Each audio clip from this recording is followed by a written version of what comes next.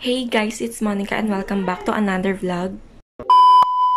For today's video, gagawa ko ng review about sa Lux Organics AHA BHA product set for 10 days. So, bakit nga ba product set siya? Ano nga ba yung mga product na ginamit ko? So, ang ginamit ko na product dito is yung AHA BHA na cleanser, na toner, at yung pimple corrector gel.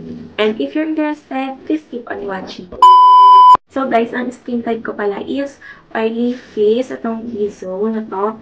At acne prone, sensitive skin, basta ganun. Napili ko nga pala itong product na to na gamitin dahil nga sa acne prone ako. At gusto ko siyang i-try para naman mag-resolve yung problema ng aking face. At yun na nga guys, mag-start na ako. 3, 2, 1. Nandito nga pala ako sa CR. Pero hindi sa amin itong CR. Nakiki-CR lang ako ng skin. Shut up. Guys, lahat ng sasabihin ko dito is based on my experience lang po sa paggamit ko nito for 10 days. At yun lang. Mag-start na ako sa cleanser nila. Ito. Ayan. Ayan.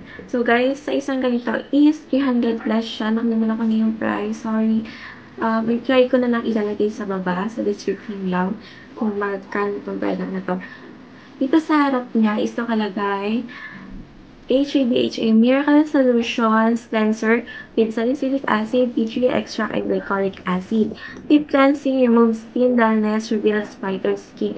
Yun yung clinically nito. Sa isang ganito is 120 ml at yung product nito is, kung hindi pa alam, made in Korea. At nakita ko nga pala to kay Antlus, kay Kat Melendez, kay Nats Bella. Ayan, sila yung mga vlogger na nakita ko na gumagamit nito. Yung itsura niya is ganito. Ayan. Clear white lang siya. Ayan, sana nakikita nyo. Ayan. Ganon. Ganon siya. Medyo sticky. Medyo lang naman. At pag in-apply mo siya sa face, hindi siya ganun kapula. Para lang siyang Cetaphil, if na-try nyo na yun. At pag nabanlawan naman siya is super dulas niya. Parang may konting sabon pa. Pero ganun lang talaga siya. At sa loob ng 10 days, nag-lighten naman yung face ko. Ayun. Hindi siya dry sa face. So, kung dry yung face mo, is tamang-tama to para sa'yo. Next is itong HABHA na toner. Ito yung harap. Ito naman yung likod. Ayan. Sa isang ganito is 150 ml na. Yung price nito is 300 plus. Nakalimutan ko na talaga yung price nila. Harap nito nakalagay is AHA/BHA Miracle Solutions Toner with salicylic acid, tea tree extract, and glycolic acid. Nakaka-unplug ng pores, minimizes pores, refines skin tone. Yun naman yung kiniklaim nito.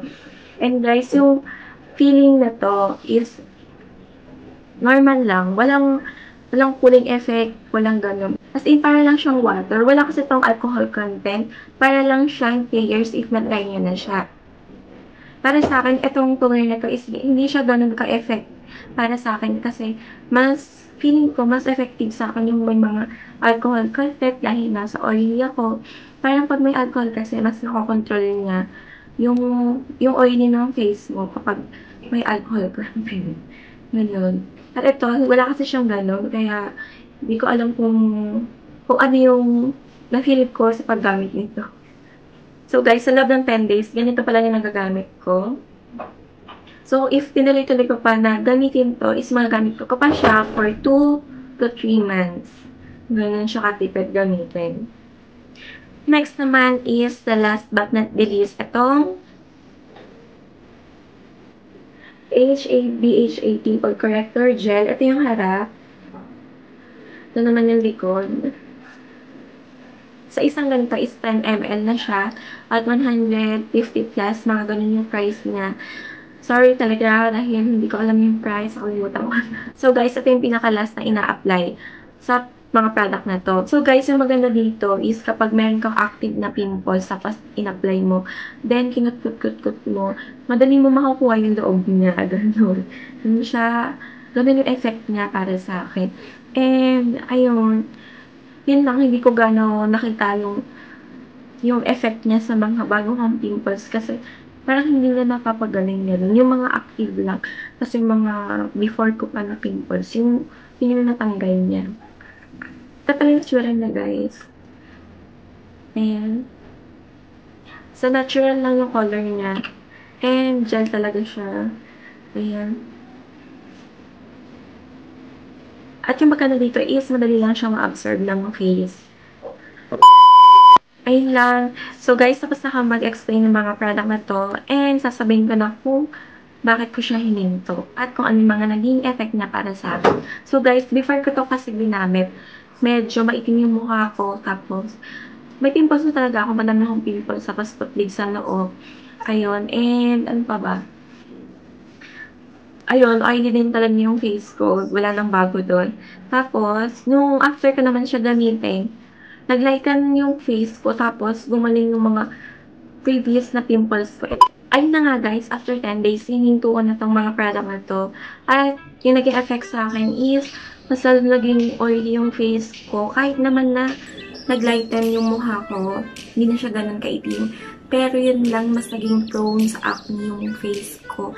At mas maraming tumutubo dito na mga pimples. Tapos, kaya na feeling ko hindi na naaagapan talaga. Kasi nga guys, dahil nga sa panggabi yung work ko, tapos natulog lang ako morning. Ayun yan, siguro isa din yung sa reason kung bakit madami talaga yung mga pimples ko. Kaya ako siya hininto. At yun lang nga. So, feeling ko kung maayos yung tulog nyo, kung hindi kayo stress, kung hindi kayo pagod, lagi, mas effective tong product na to. Ayun guys, walang problema kung gusto nyo rin i-try ito kasi wala siyang alcohol content. Kung ayaw nyo na may alcohol na product, is bagay na bagay ito sa inyo. Ayun lang guys, thank you so much for watching and I hope you enjoyed this video. And if you did, please like this video and subscribe to my channel. And see you on my next vlog. Bye!